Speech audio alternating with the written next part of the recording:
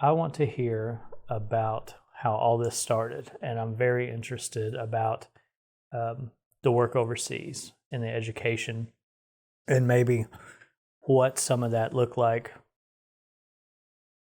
Like right now, you guys were able to build a network after moving into this town very quickly. I think you guys are able to adapt to any situation while still staying really rooted in your beliefs and in the way you want to live. And I can't help but think that traveling like you guys did and working in communities for long stretches couldn't not help that.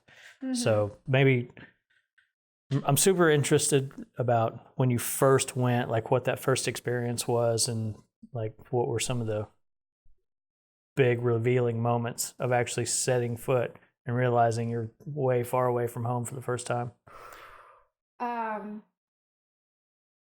So first I got a job in Venezuela. I went to a job fair while I was still in graduate school, and that experience in and of itself is bizarre. There's hundreds of schools that all send a representative.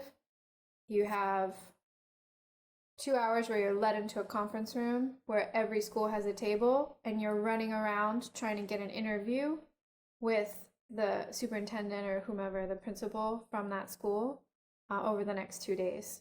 So you're just signing your name on a paper, and they say, okay, you're tomorrow at 2 or you're tomorrow at 5. And then the next 2 days you go to their hotel room, and you have... This doesn't sound good. No, I know. Well, everyone was like sitting outside the hotel room, like waiting for their interview. But you have an interview with the principal. I think I maybe had like 10 interviews in a day. And if they like you, they have you come back the next day, and then they offer you a job. And you sign it like a contract there. So I went. I knew I wanted to go to Latin America, and there happened to be a job at this school in Venezuela, and they hired me. And so I went, and it turns out where we were in Venezuela is not touristy at all. The school was the only international school. There are hardly any expats there. And right away, you feel very out of your element. Did you speak Spanish? A little bit. Okay. Not very much. It's an international school, so you're working with a lot of Americans and people from the UK, some Venezuelans, but they all speak fluent English, and the kids are getting taught in English. But still living in. Sure. Yeah. You have to go to the grocery store. You want to leave the house. Venezuela, when I got there, was so. Like, Chavez was still the president, and things were like not awesome, but not disastrous. Over the course of 3 years, like, shit hit the fan. But I would say I was I still am uptight, but my moment, as you referred to being out of your element, was when we got stuck at the Colombian border for 8 hours. And I think I had like an out-of-body experience, but it really made me appreciate like how we have the illusion of being in control of everything. And in the US, if you are, upper middle class, like white, you live in this world where like everything just goes your way, and you work hard, but things are as they are. There's laws and there's rules, and people follow the rules. And I think moving to a place in Latin America is very culturally different, but also a country that was dealing with like a lot of just corruption and dysfunction, and being able to still like adapt and be myself, but like exist in that. It kind of lifted the veil of the fact that we think we have control over things, but really we don't. And if you think about people who are more seem like they're laissez-faire or like tranquilo, that just because that frustrates me, that's not necessarily their problem. It might be my problem. And I think in a weird way, yeah, like choosing a lifestyle like farming where you are dependent on the weather, you're dependent on the crops that grow. Like you can have all of the plans in the world, but you don't have the control. But the better you become at adapting to your situation, the more you can continue to kind of thrive in it. And I don't think that I would fully appreciate that if I hadn't decided to live abroad for 5 years. I want to kind of anchor down on that adaptability and that flexibility. So I know that you never worked in like a full-on commercial kitchen before all this. I mean, there was a time that you hadn't planted a seed. You know, of course, you've been farming, gardening for a long, long time since you were little, but making that effort to do it for a living, that's a little bit of a shift. So if you go down to Venezuela and all of a sudden, where in the hell would you even begin to learn how to be adaptive? I mean, I think you're kind of thrown into the fire, but what have you always had that you took down there with you to calm, to cope, to overcome a small barrier, and then to overcome the same thing at the border when you're stuck there for a little bit? Because I would imagine each day there is something to overcome. Yeah, I think,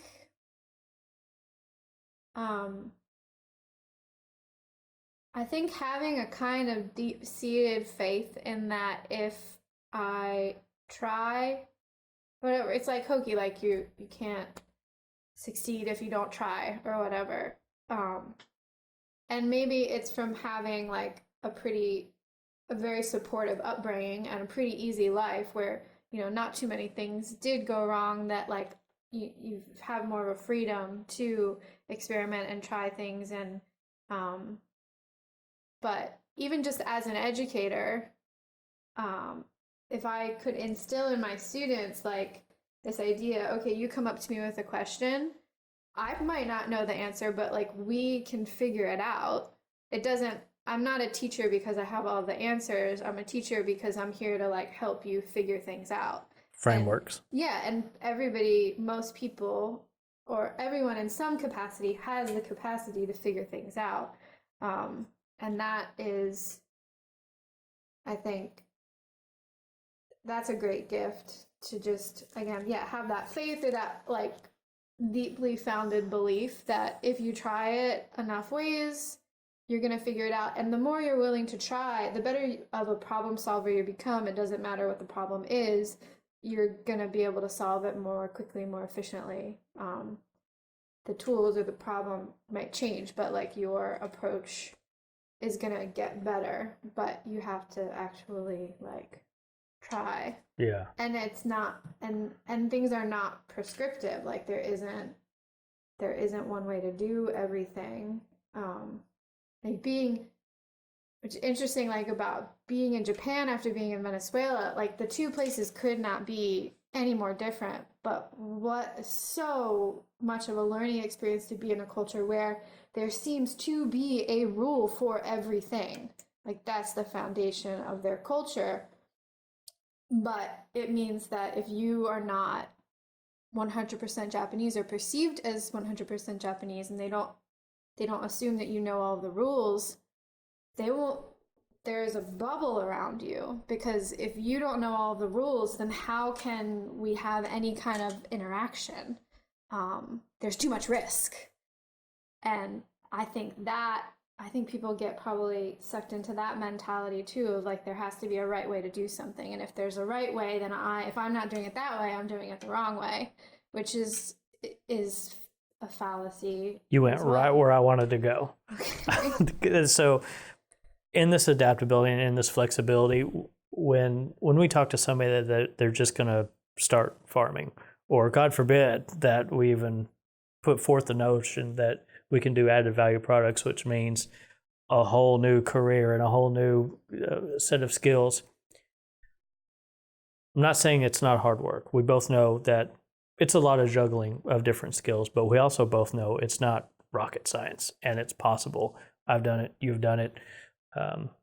It's very rewarding. So neither you or I had any kitchen experience, but we were able to pull this off. In your case, I was only doing one thing, but in your case, you're doing breakfast, lunch, dinner, snacks, the drinks. You guys are doing so much more than I was.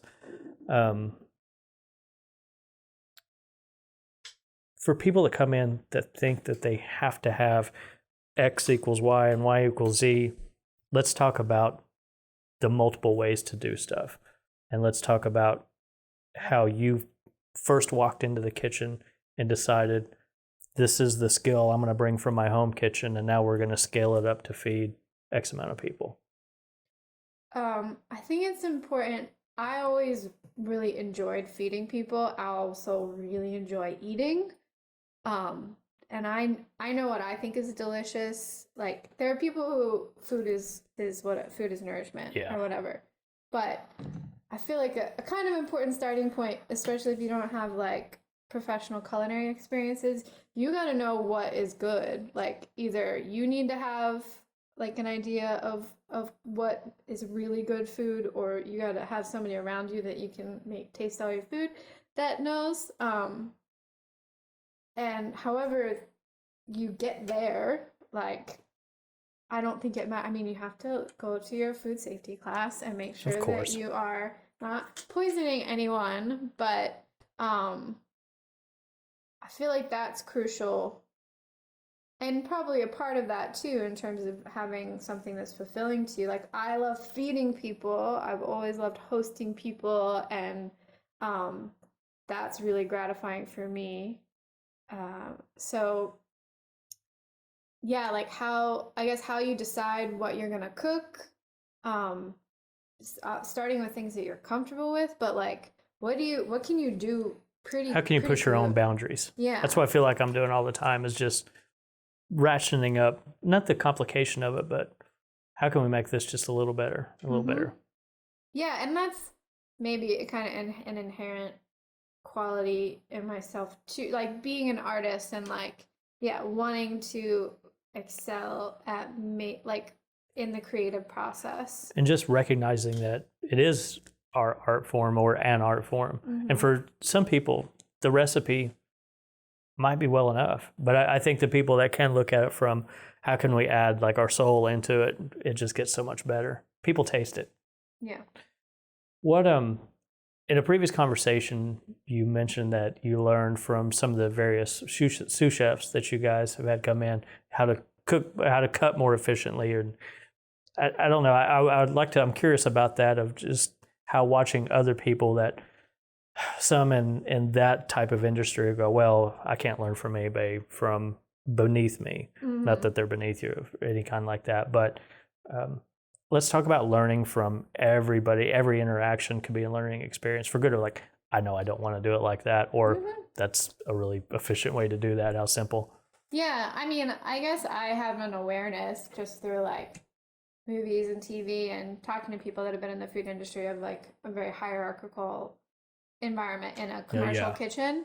So yeah, I mean, I am not afraid to like look at how our prep person is chopping their onions. Like, if he's doing it faster, if you've cut 1,000 onions versus none, you're gonna do it better. Yeah.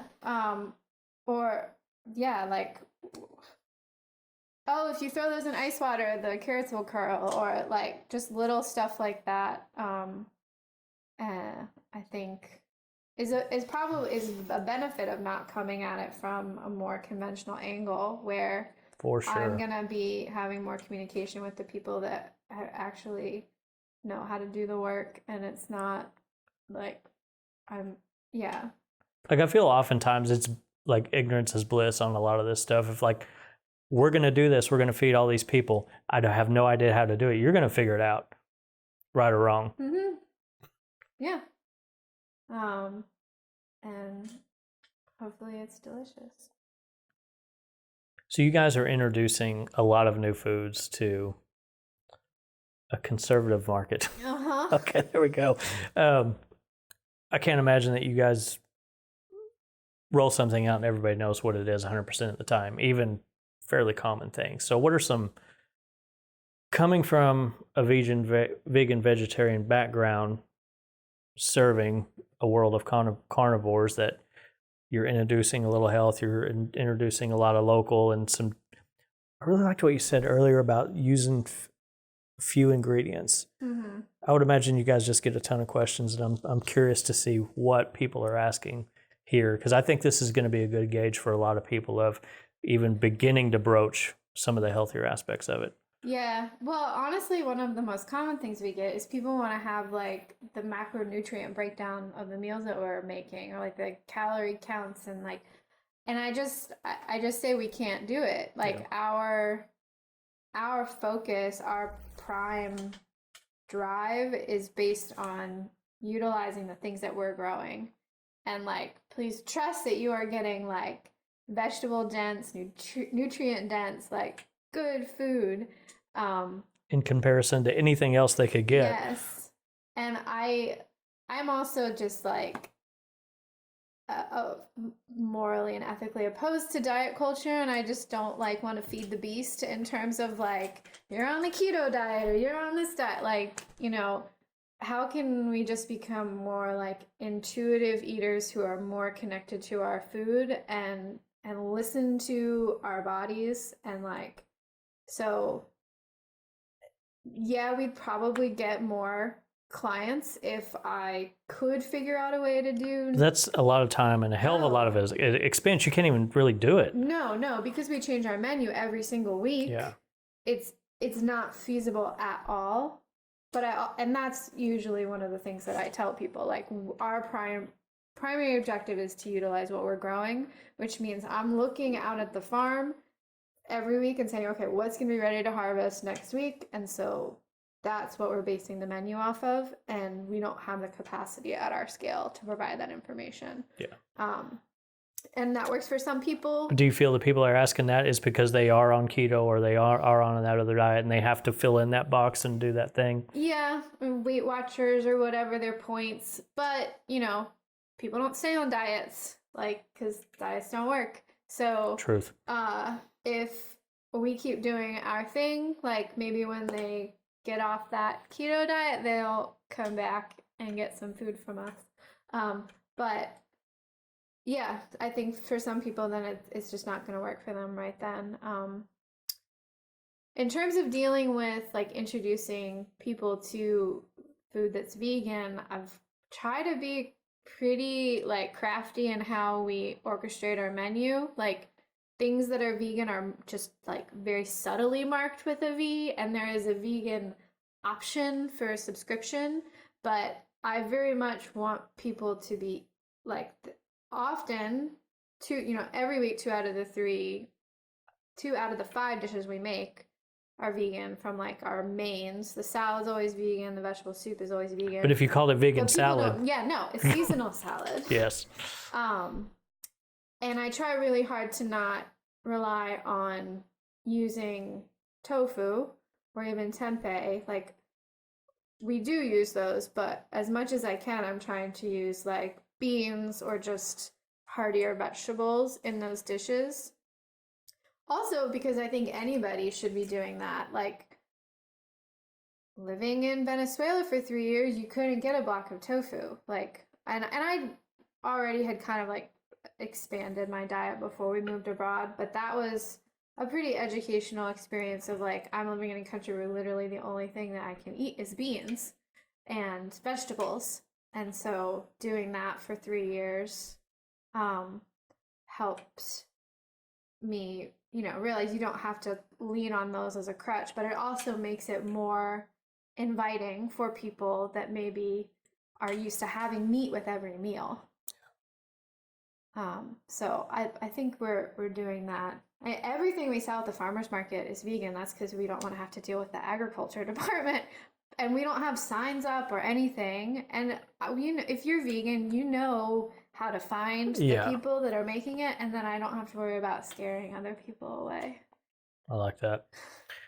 So let's go back to both of our, lean on your enjoyment of serving other people. So I know from my standpoint, I'm sure I go overboard. Like if we have people over, which doesn't happen that often, but when we do have people over, I mean, it's a full on production from the first drink that they get in their hand to coffee and dessert. I want them to have an experience that they could liken to going to like a great restaurant or on par with their grandma's kind of meal. I mean, I'm not maybe not cooking turkey or something like that, but the attention to the detail down to the napkins, to how the house smells when they first walk in. When we were doing outdoor events, I didn't want people to feel like they're in a parking lot. And or when we had them out to the farm, there was physical barriers between the highway that we would put up and the field where everything was growing, and the high tunnel where everything was growing they could look in.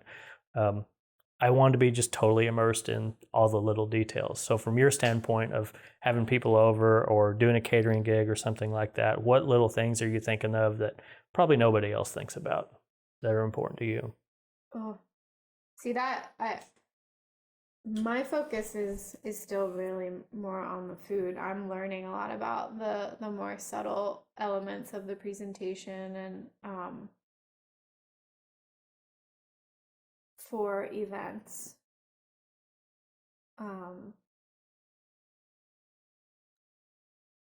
Yeah, I don't know how much we don't have. We don't make fancy drinks for Well, I think people? less is more in Yeah. a lot of that. But just even like having everybody sharing a meal together, it's just something magical that comes from that. And I almost missed that a little bit in our like subscription, the nature of that and the delivery. And I think we have somebody that works at farmers market stand for us, but we go and pop in, and I always like feel compelled to stay. And I've realized that it's because I miss that interaction with like the direct connection with the people who are eating the food that we're making. I want to be able to like talk to them about like, oh, we grew that thing, and this is this, and oh, you should try this with this, and the like farmers market, you're getting a lot of return customers. So you hear like when they really liked something, or How they cooked like, it or what they did yeah, with it. like there was turnips in that. I thought I didn't like turnips. Like they were so like, so that's been interesting for me to realize that I've kind of missed that aspect of it, and it makes me excited to potentially do more events like catering events where you're there to interact with the people that are eating it and being more, yeah, a part of the experience of when they actually eat the food. As you guys continue, I have a feeling you're going to continue to push the ball. And I think as people start thinking about added value more, I always tell people always gloss over salsas and jams because they've always been around. And if we go to a conference or have a meetup, people automatically default to pesto because everybody grows basil. I mean, it's an easy crop. I think we're going to start seeing more in condiments, more in sauces, more in meal prep. You guys had the hand pies. You're doing the pops in ways I haven't seen done before. Seed to shakers kind of under your umbrella. What innovative things do you think is going to happen within this space? Being, and I'm gonna say that you guys are on the forefront of this and leaders in it because I don't see anybody doing this and executing it to the level that you guys are. So, as that innovator, what's next? Well, I just came up with the hand pies. I need something else. That's this season. I know. The next big thing.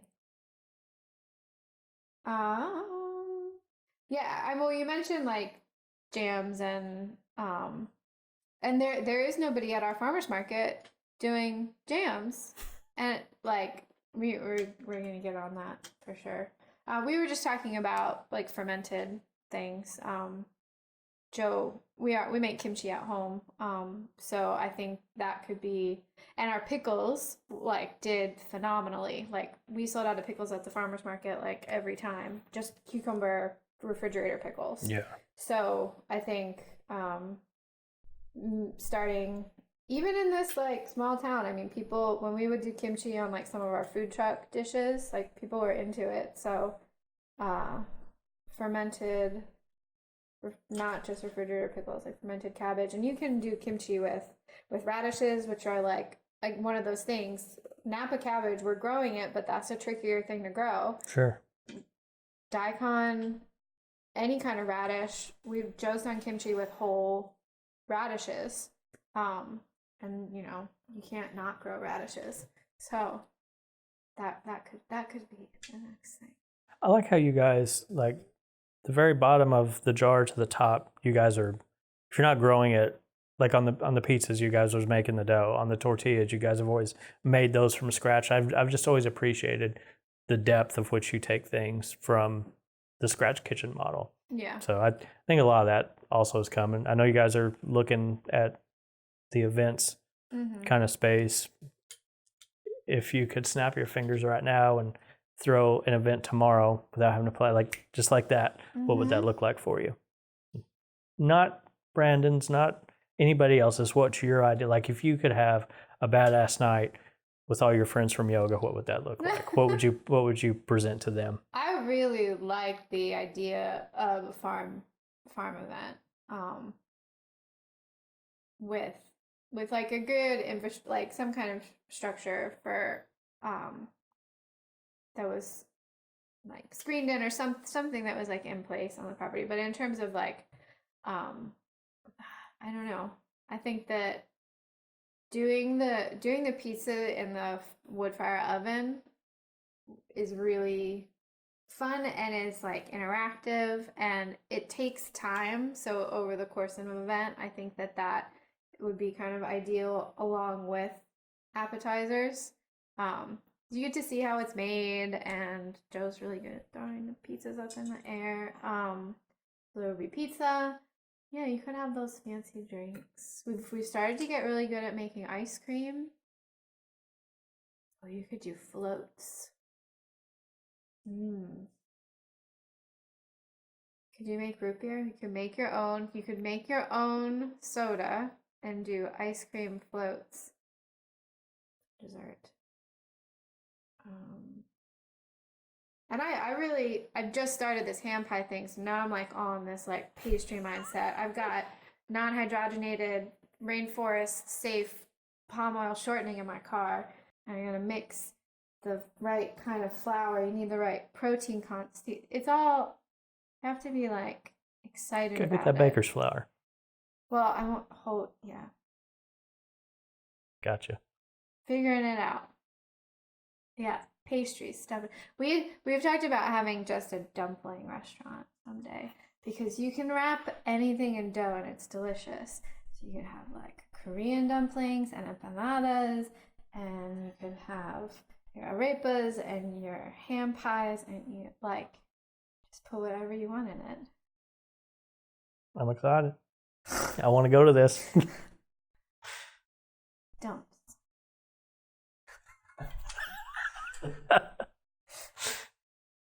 Anything else? All right. Oh yeah, pierogies. Yes. Thank you. Wrap it in dough. It's delicious. So I'm dead serious when I say this. Like, out of all interviews I've ever gave, you've always been one of my favorite. Just, I think watching you guys do what I backed out of has just been a lot of fun to watch. I think we come from way different worlds, and so just sitting here and getting your take, which is oftentimes different, but at the same time, I think we're speaking the same language on the same frequency, at least in the kitchen. It's always a lot of fun. So thanks for doing this again. Oh, Looking forward to the next one. My pleasure. All right.